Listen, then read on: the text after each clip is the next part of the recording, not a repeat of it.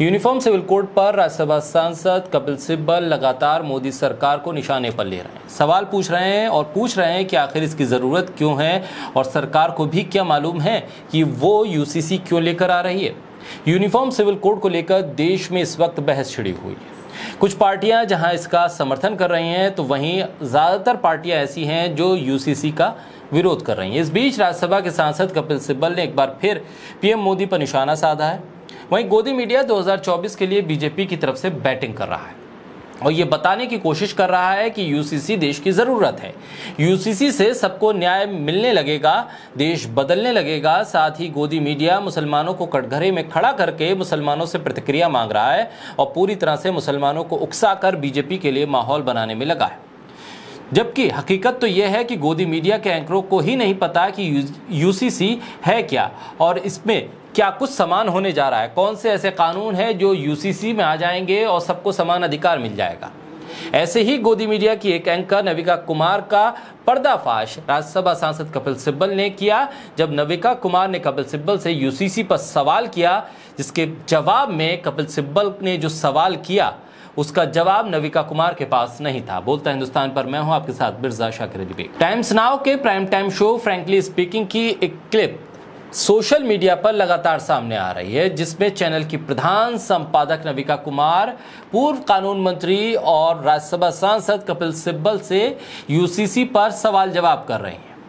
इस सवाल जवाब के दौरान कपिल सिब्बल का जो जवाब है वो सोशल मीडिया पर काफी पसंद किया जा रहा है और लोग इस जवाब को लेकर नविका कुमार से सवाल कर रहे हैं कि आखिर बिना पढ़े लिखे वो कपिल सिब्बल से ऐसा सवाल कैसे कर सकती हैं।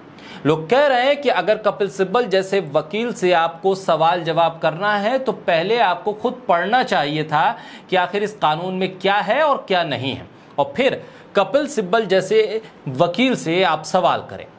दरअसल कपिल सिब्बल ने विवादास्पद समान नागरिक संहिता पर चर्चा के दौरान जो सवाल का जवाब दिया वो सोशल मीडिया पर वायरल हो रहा है और कपिल सिब्बल का जो जवाब था उसको लेकर कांग्रेस के नेता दिग्विजय सिंह ने भी नविका कुमार को सलाह दी थी और कपिल सिब्बल के जवाब की सराहना की थी, जिस पर नविका कुमार का जवाब भी आया। हालांकि कई लोगों ने इस बात को भी कहा है कि नविका कुमार को पहले 3 दिन बंद कमरे में इस कानून को पढ़ना चाहिए था और संविधान को पढ़ने के बाद फिर कपिल सिब्बल से सवाल पूछना चाहिए था, क्योंकि सवाल के जवाब में जो कपिल सिब्बल ने जवाब दिया उसके बाद नविका कुमार सिर्फ मुस्कुराती हुई नजर आई, क्योंकि उनके पास कोई जवाब नहीं था।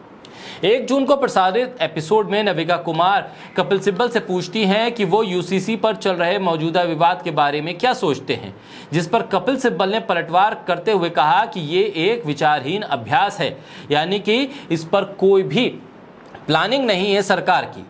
कपिल सिब्बल ने कहा कि मुझे नहीं पता कि प्रस्ताव क्या है, क्या आप मुझे बता सकते हैं। इस बारे में नविका कुमार से जब कपिल सिब्बल ने पूछा कि क्या आप इस ड्राफ्ट के बारे में मुझे बता सकती हैं, क्या आप समान नागरिक संहिता के बारे में समझा सकती हैं, आप क्या समझते हैं नागरिक संहिता के बारे में, एक समान होना क्या होता है, क्या सभी सीमा शुल्क एक समान हो सकते हैं। ये सवाल जब कपिल सिब्बल ने नविका कुमार से पूछना शुरू किए तो नविका कुमार सिर्फ मुस्कुराती हुई नजर आई, क्योंकि उनको भी नहीं पता था कि इन सवालों के जवाब क्या है। कपिल सिब्बल ने कहा कि जैसा कि आप जानते हैं कि संविधान के अनुच्छेद 13 के तहत प्रथा कानून है, क्या आप HUF को हटा देंगे। HUF केवल हिंदुओं पर लागू होता है। HUF के तहत वास्तव में स्व अर्जित संपत्ति और पैतृक संपत्ति के बीच अंतर होता है।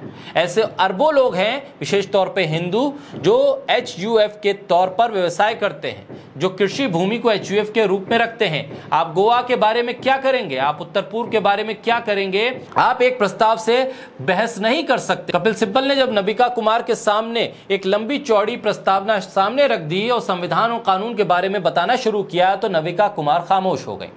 इसके बाद कपिल सिब्बल ने नविका कुमार से एक मुद्दा बताने के लिए कहा जो पीएम मोदी ने यूसीसी के समर्थन में उठाया हो। इस पर नविका कुमार का जवाब कुछ नहीं था। उन्होंने कहा कि लैंगिक समानता पर बात कर सकते हैं। कपिल सिब्बल ने कहा बहुत बढ़िया, मैं इसका पक्षधर हूं। अगर लैंगिक समानता पर यूसीसी आता है तो मैं इसका समर्थन करूंगा। यही नहीं, कपिल सिब्बल ने नविका कुमार पर तंज कसते हुए कहा, कपिल सिब्बल ने कहा कि मैं आपसे उम्मीद करता हूं कि आप प्रधानमंत्री की स्पोक्स पर्सन नहीं होंगे। इस पर नविका कुमार ने भी हामी भर दी। कपिल सिब्बल ने आगे जब बात शुरू की तो उन्होंने कहा कि लॉ कमीशन ने 2020 में कहा था कि यूसीसी को कभी भी व्यवहार में नहीं लाना चाहिए।